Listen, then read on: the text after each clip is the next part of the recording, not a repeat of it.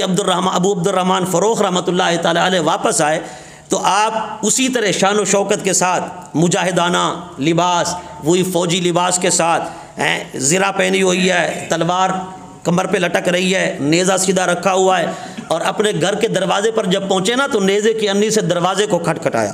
جب دروازے کو کھٹکھٹایا تو اندر سے ایک نوجوان آیا، اس نوجوان نے دروازہ کھولا۔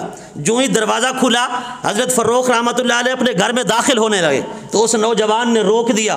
اس نے کہا خیریت تو ہے، یہ میرا گھر ہے، آپ کیسے داخل ہو رہے ہیں؟ آپ اجنبی ہیں، اپنا تعارف کرائیں، ہیں کون؟ میں نے تو آپ کو کبھی دیکھا نہیں۔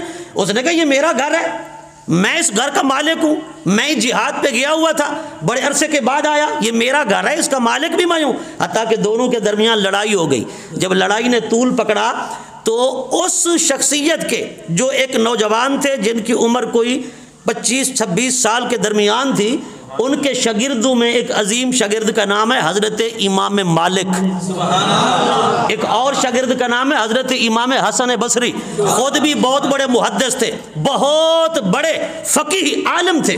حضرت امام ربیعہ رضی اللہ تعالیٰ عنہ، جب دونوں کے درمیان لڑائی ہوئی، لوگ اکٹھے ہو گئے، حضرت امام مالک بھی آ گئے، حسن بصری بھی آ گئے، بڑے بڑے لوگ آ گئے۔ انہوں نے کہا بزرگوار یہ گھر اس نوجوان کا ہے، ہاں ہمارے استاد صاحب کا ہے، آپ کا تو نہیں ہے، آپ ہیں کون؟ اپنا نام تو بتائیں، تعارف تو کرائیں۔ انہوں نے کہا میرا نام ہے ابو عبد الرحمن فروخ، اس گھر کا میں مالک ہوں، میں مدینہ کا رہنے والا ہوں، یہ گھر میرا ہے، میں جہادی مہم پہ گیا ہوا تھا، بڑے طویل عرصے کے بعد آیا ہوں۔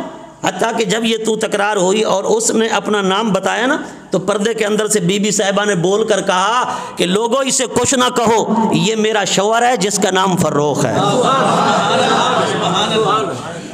تو حضرت فروخ اور امام ربیعہ جب دونوں کو پتہ چلا کہ ہم تو باپ بیٹا ہیں تو دونوں ایک دوسرے سے لپٹ گئے اور رونے لگے۔ جب وہ آنسو نکلے اور وہ حرارت گرمی ختم ہوئی، اللہ اکبر، شدت کم ہوئی، تو پھر دونوں بیٹھ گئے تو آپ نے پورا واقعہ کہہ سنایا، پوری داستان جنگ، داستان جہاد آپ نے سنائی، اور آپ نے فرمایا اپنی اہلیہ سے وہ میری 30,000 اشرفیاں کہاں ہیں، وہ میری خدمت میں پیش کرو، میرے پاس لاؤ۔ آپ نے فرمایا تم آرام کرو، سو جاؤ، صبح انشاءاللہ وہ آپ کو پیش کروں گی، آپ کی امانت ہے، وہ محفوظ ہے میرے پاس، وہ میں نے ضائع نہیں کی۔ حتیٰ کہ امام ربیعہ رضی اللہ تعالیٰ عنہ کے والد حضرت فروخ سو گئے۔ جب صبح نماز کے لیے اٹھے، مسجد نبوی کے اندر نماز کے لیے جا رہے تھے، جب مسجد نبوی شریف میں پہنچے نا، مسجد نبوی کھچا کھچ بھری ہوئی تھی۔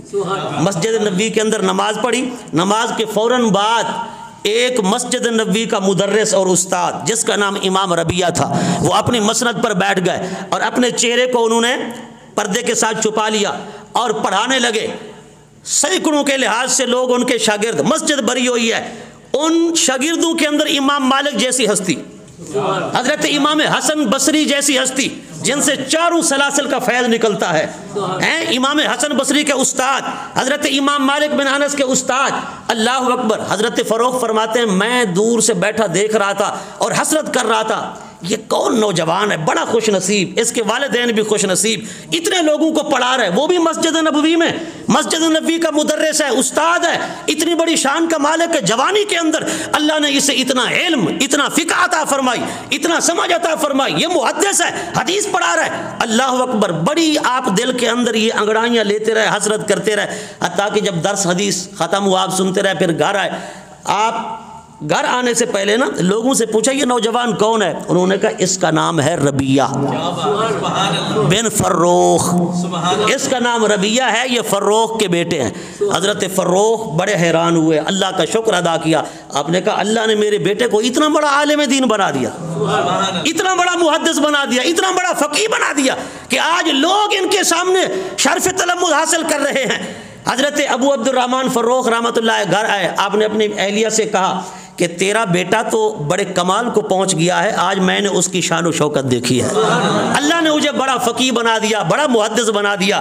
آج وہ سینکڑوں لوگوں کو مسجد نبوی میں حضور کی حدیث پڑھا رہا تھا، مسند تدریس پہ بیٹھا تھا، میرا دل ٹھنڈا ہوا ہے، میں بڑا خوش ہوں اپنے بیٹے پر بھی اور تجھ پر بھی، اللہ اکبر۔ حضرت فروخ کی بیوی نے کہا کہ اے میرے شوہر وہ 30,000 اشرفیاں اس کا حساب میں نے آپ کو دینا ہے، کہاں لو وہ 30,000 اشرفیاں کہاں ہیں؟